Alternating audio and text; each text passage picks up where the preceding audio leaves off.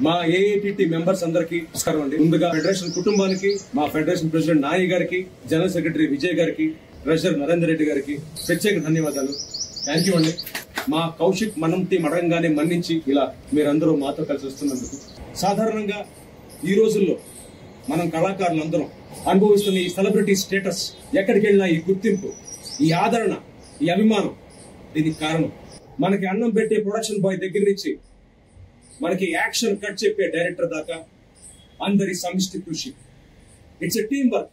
మన షూటింగ్ లో లెన్స్ ముందు, కెమెరా ముందు మనకి థర్మాకోల్ పట్టుకుని మన మొహాన్ని ఎన్హాన్స్ చేసే లైట్ ఆఫీసర్ తో పనిచేయడానికి లేని నామోషి వాళ్ళతో కలవడానికి ఎందుకు?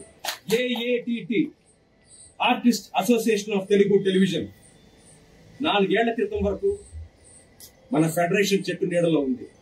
కుటుంబంలో పిల్లలు బాగుండాలంటే తల్లి తండ్రి బాగుంటే కుటుంబం బాగుంటుంది.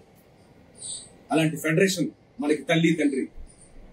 అలాంటి ఫెడరేషన్ లో 20 క్రాఫ్ట్లు ఉంటే ఎందుకు ఏఐటిటి లేదు? ఇవాళ మనం ప్యానల్ చెప్తున్నట్టుగా సింహభాగం తెలుగు కళాకారులకి అవకాశాలు రావాలి అన్న అన్యాయంగా, మళ్ళీ చెప్తున్నా అన్యాయంగా, ఒక కళాకారుడు బ్యాన్ నాన్ కోఆపరేషన్ పేరుతో బ్యాన్ అవ్వకూడదు అన్న మనందరం టీవీ నగర్ లాంటివి గాని, ఇన్సూరెన్స్లు గాని, మన భవిష్యత్తును సరిదిద్దుకోవాలి అన్న మనందరం కలిసి ఫెడరేషన్ తో నడవాలి. మనందరం కలిసి ఉండాలి.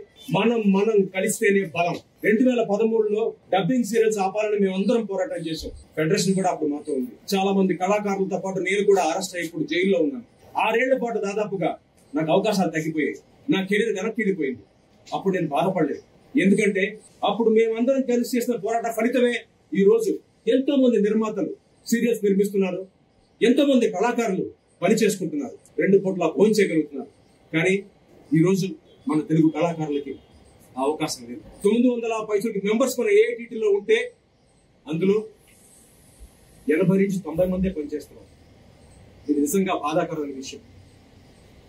ఇలాంటివి మారాలి. అందరం బాగుండాలి. తెలుగు వాళ్ళందరం బాగుండాలి. మనం ప్యానల్ మా తపన అదే.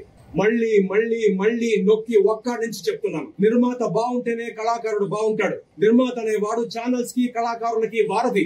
నమ్మండి, మమ్మల్ని నమ్మండి. ఏమన్నా మాట్లాడితే అనుభవం లేదు, ఏం చేస్తారంటున్నారు.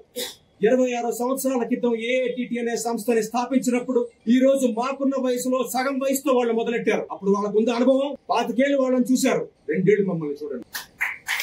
మన కుటుంబంతో మళ్ళీ కలుస్తాం. అందరం కలిసి ముందుకెళ్దాం.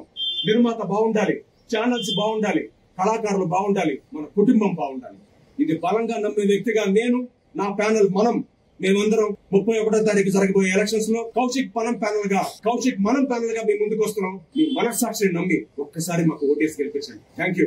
ఇప్పుడు